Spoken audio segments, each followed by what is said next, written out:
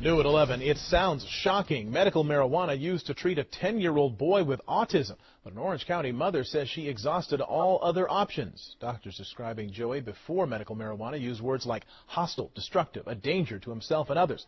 His mother says now he's a different boy. Eyewitness News anchor Ellen Leyva has their story. 4 months ago, they told me he was going to die. Joey's mother strongly believes medical marijuana saved her son's life. Had I not gone this route, my son would not be here. 10-year-old Joey was diagnosed with autism at 16 months. His symptoms are severe. His behavior was just completely off the charts. It was taking its toll on the entire family. Joey doesn't speak, he doesn't walk, he'll never lead a so-called normal life. He didn't sleep for weeks, and neither did I. Joey's mom and their team of doctors tried everything, 13 different medications, therapy, and at one point, Joey was taking 6 medications at once. But the prescription drugs themselves took a toll. Liver damage, minor seizures, insomnia, and most disturbingly, drastic weight loss. He was diagnosed with malnutrition and anorexia.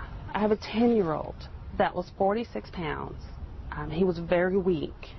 You could see the bones in his chest, and at that moment, I realized if I did not take him off these hardcore prescribed medications, my son was going to die. This. Yes. Okay. In desperation, Joey's mom finally turned to medical marijuana. She gives it to him in specially prepared brownies and cookies. The changes have been dramatic.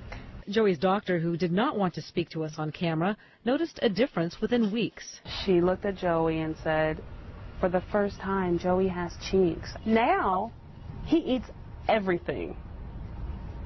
Everything. Calamari. He eats sushi. My son is finally getting the nutrients that he's been missing for the last 7 years. But it's not just his appetite. Joey is calmer, less edgy. His repetitive behaviors have diminished. He's happy. He feels alive. And to hear him make sounds, I mean, we've never heard him make sounds. Jojo, what's that? This, to me, sounds like a very reasonable use of medical marijuana. Dr. Drew Pinsky is a specialist in addiction. The idea that somehow cannabis is a bad drug and that there are good drugs, that's a huge mistake. There are drugs that have liabilities and used properly can really help people. This is a clear situation where it's helping a kid. Why shouldn't they use it? Dr. Drew warns that any such treatment must be carefully monitored by Joey's doctors, but potential addiction shouldn't be an issue. I mean, there may be withdrawal symptoms, there may be anxiety and other mood disturbances down the road from using cannabis, but you're not going to it's not going to convert this child who has no history of addiction into an addict.